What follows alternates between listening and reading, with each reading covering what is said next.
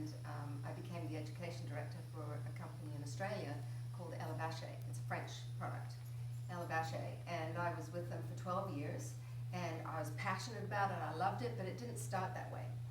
How it started was I was at university studying to become a teacher, and I decided I wanted to get out of study, I want to get out in the real world and start, working and living life and just get out of, all this study all the time.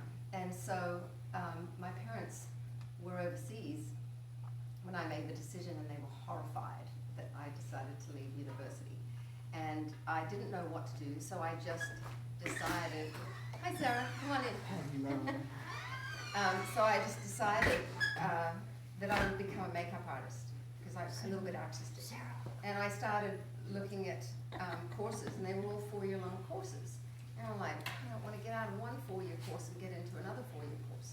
So some of the makeup places offered skincare, beauty therapy training.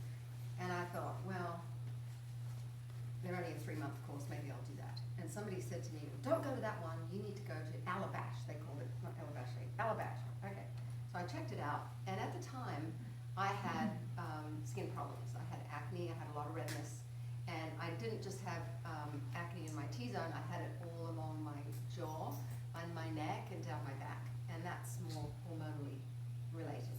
And so, of course, I did all the things that people do with bad skin to abuse it, because you hate your skin, and every morning you wake up and you go, oh, it's still there, and then you abuse it with your products, and, it never gets better. So, even though I had those problems, I thought, well, this is a skincare product, Elabachet, and they're not going to shove it down my throat. I don't believe in products, they don't work for this.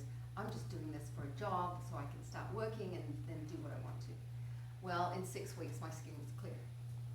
And I went, okay, this is interesting.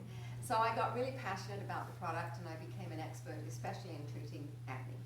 And as I said, I worked for the people for 12 years, and then I ran away with Cowboy, and I'm here.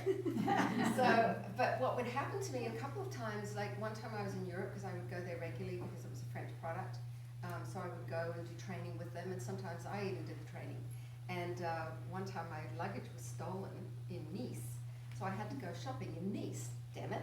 And they didn't have any Elabachet there, so I just bought, a couple of products to get by. It's a little bit like, the story that you guys just told.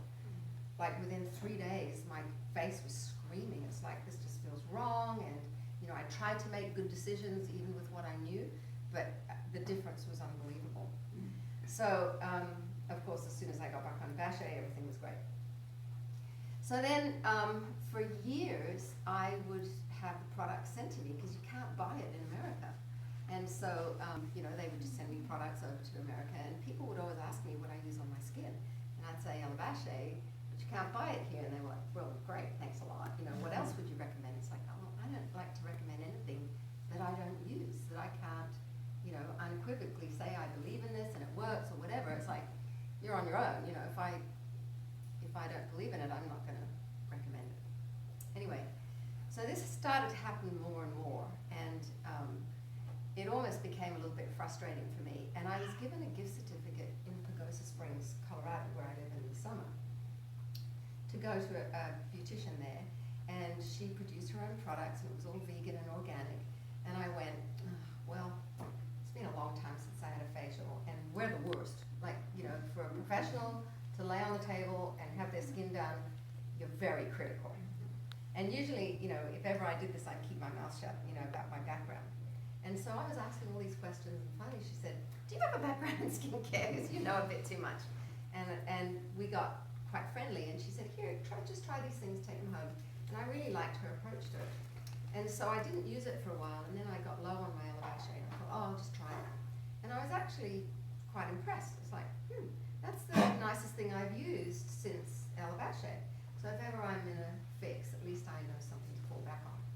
Well, then I started telling people about her products, and I said, Elabachet or this, and they would always ask me what I used from her products, and I'm like, well, I only use a little bit of this and that if I'm running out of Bachet. And then finally, I went and talked to her, and I said, what do you think? What do you think about redesigning a skincare range. I've got some pretty strong opinions about how I think skin needs to be treated.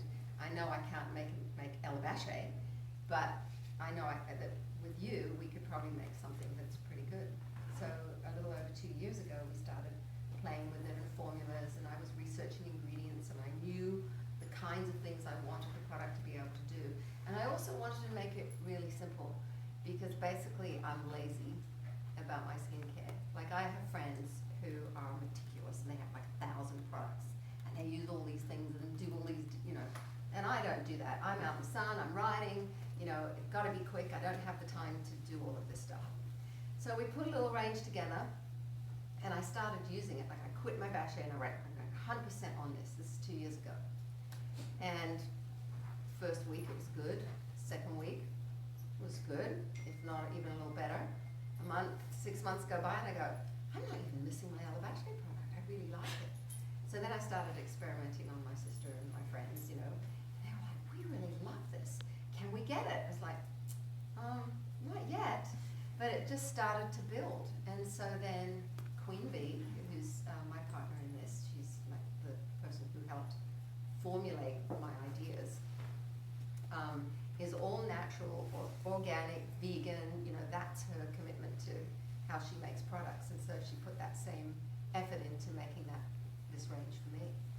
Anyway, so I thought, you know, well, I've got nothing much to do. Why don't I launch a skincare product? In your spare time. In my spare time, you know. And my sister started helping me, but then she got so busy in Parelli. And so I haven't done a lot with it, but I had a really nice launch. A lot of people bought it, tried it. I've got incredible testimonials, like you've heard tonight. And even a lot of women who say, I don't really do anything with my skin because I can't find anything I liked. I don't want to mess around with all this stuff. And, you know, I just needed something simple, and I didn't know what to believe in because I've tried things, they didn't work, I wasted my money. And I used yours, and I love it. I'm addicted to it. I can't wait to wash my face. I can't wait to use the Nourish. Anyway, so it's just been better than I can imagine. And I think, you know, one of the things too is that when people find out my age, they usually don't believe me. So I turned 60 last September, and I know skincare is not the only thing that, you know, helps you have good skin, but I've been using good skincare since I was 21. That's when I started with Elabashe. And so everything about Elabashe was the opposite of what most cosmetic companies did. They didn't believe in soap that would, you know, have squeaky clean skin. They didn't believe in moisturizers that disappear into your skin. They believed in things that, you know, really worked and had therapeutic effects instead of just, you know, a promising jar.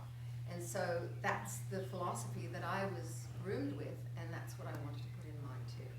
And so